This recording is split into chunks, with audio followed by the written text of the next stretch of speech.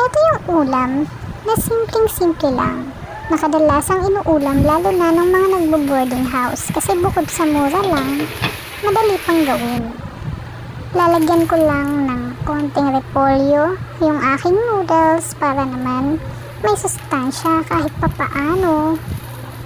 Saka ko siya lalagyan ng kanyang seasoning. Yan nga ay narasan ko lang ng 3 minuto para naman hindi masyadong malambot yung noodles niya at saktong-sakto lang.